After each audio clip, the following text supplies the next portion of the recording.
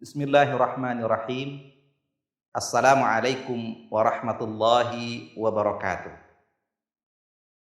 Alhamdulillahi rabbil alamin. Assalatu wassalamu ala asyrafil anbiya wal mursalin wa ala alihi wa sahbihi ajma'in, amma ba'du. Saudara-saudara sekalian yang dirahmati Allah Subhanahu wa ta'ala, kita panjatkan puji dan syukur kehadirat Allah Subhanahu wa ta'ala atas nikmat yang telah kita terima pada hari ini dan hari-hari sebelumnya. Mudah-mudahan nikmat itu dapat kita gunakan untuk mengabdikan diri kita kepada Allah Subhanahu wa ta'ala. Saudara-saudara sekalian, pada pertemuan kita sebelumnya, kita telah membahas tentang dua dimensi pokok yang menjadi tujuan mengapa ibadah puasa diwajibkan.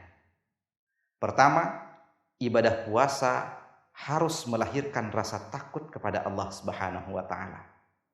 Yang kedua, puasa harus melahirkan rasa empati kepada orang-orang yang lemah atau orang-orang miskin. Pada pertemuan kali ini, kita akan membahas secara spesifik tentang dimensi yang kedua itu, di mana ibadah puasa harus melahirkan rasa empati kepada orang-orang miskin. Saudara-saudara sekalian, sebagaimana yang telah kita ketahui bahwa dalam bulan Ramadan ini Allah Subhanahu wa ta'ala tidak hanya mewajibkan kita untuk melaksanakan ibadah puasa, tetapi Allah juga mewajibkan kita melaksanakan ibadah-ibadah yang lain, khususnya ada ibadah maliyah atau ibadah menggunakan harta yang diwajibkan kepada kita di bulan Ramadan, yaitu zakat. Selain zakat, Allah juga menganjurkan kepada kita untuk memperbanyak infak dan memperbanyak sedekah dan ibadah-ibadah maliyah lainnya. Zakat, infak, sedekah dan ibadah-ibadah lainnya adalah merupakan satu instrumen yang Allah Subhanahu wa ta'ala sediakan kepada kita untuk kita mengimplementasikan rasa simpati kepada orang-orang miskin yang lahir dari ibadah puasa itu. Zakat misalnya, zakat ada dua. Yang pertama adalah zakat fitrah dan yang kedua adalah zakat harta atau zakat mal. Zakat fitrah diwajibkan kepada kita, baik orang-orang tua, anak-anak, dewasa, laki, perempuan, bahkan anak yang baru lahir, wajib hukumnya untuk membayar zakat fitrah yang dibayarkan sampai pada sebelum pelaksanaan salat Idul Fitri pada 1 Syawal dan boleh dikeluarkan sebelumnya. Untuk apa zakat fitrah diwajibkan? Ibnu Abbas dalam sebuah hadis menjelaskan bahwa Nabi Shallallahu Alaihi Wasallam mewajibkan kita untuk membayar zakat fitrah. Tujuannya adalah pertama, tuhratan lis-shaimin, untuk mensucikan orang-orang yang berpuasa minal lagwi warrafath, dari kelalaian dan kesia-siaan yang kerap dilakukan ketika berpuasa. Dan yang kedua adalah tu'matan lil masakin, bahwa zakat fitrah itu tujuannya adalah untuk memberi makan kepada orang-orang yang miskin. Perintah zakat ini sekali lagi digandeng dengan perintah ibadah puasa pada bulan Ramadan.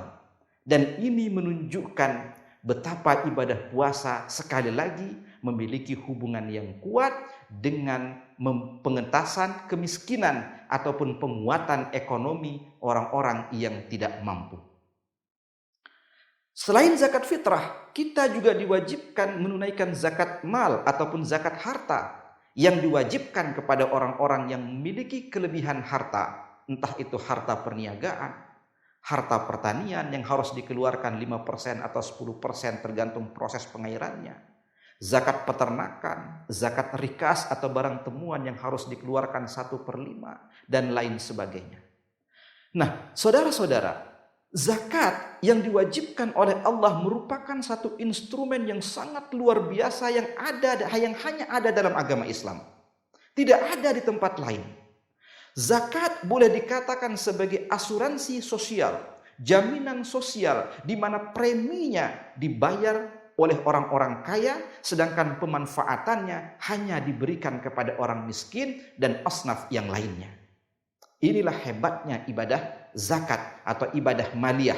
Lalu ibadah ini digandengkan dengan ibadah puasa, yang maknanya ketika kita menjalankan ibadah puasa, maka lahir rasa empati. Dari rasa empati itu kemudian melahirkan rasa keinginan untuk menunaikan ibadah zakat atau membantu orang-orang yang lemah atau orang-orang yang tidak mampu. Saudara-saudara sekalian, selain zakat, Allah Subhanahu wa taala dan Rasul sallallahu alaihi wasallam juga menganjurkan kita pada bulan Ramadan ini untuk memperbanyak infak dan memperbanyak sedekah. Bahkan Nabi telah memberikan contoh kepada kita bahwa dalam riwayat disebutkan Rasul sallallahu alaihi wasallam pada bulan Ramadan ajwadan nas, orang yang sangat dermawan. Bahkan kedermawanan baginda sallallahu alaihi wasallam melebihi ar-rih al-mursalah, melebihi hembusan angin, saking dermawannya Rasul sallallahu alaihi wasallam. Maka sekali lagi ini menunjukkan betapa kemudian pada bulan Ramadan ini kita sangat-sangat dianjurkan, bahkan pada sisi lain kita diwajibkan oleh Allah Subhanahu wa taala untuk memperbanyak melakukan ibadah menggunakan harta kita. Untuk apa? Sekali lagi untuk pengentasan kemiskinan.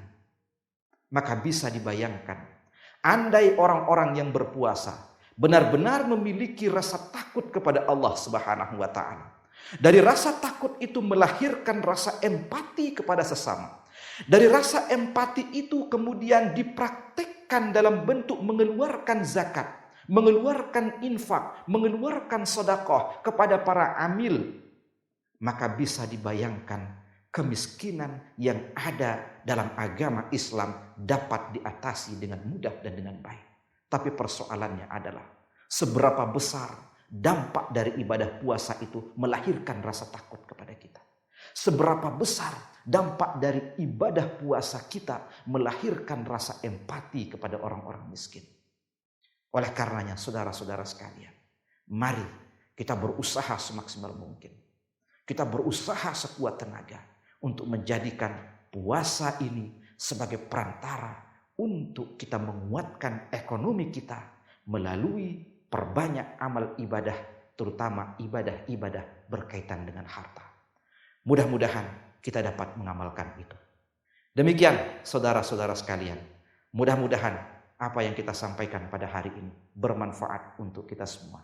Dan mudah-mudahan ibadah puasa kita diterima oleh Allah Subhanahu wa taala. Nasrun minallah wa fathun qarib wa basyiril mu'minin. Wassalamualaikum warahmatullahi wabarakatuh.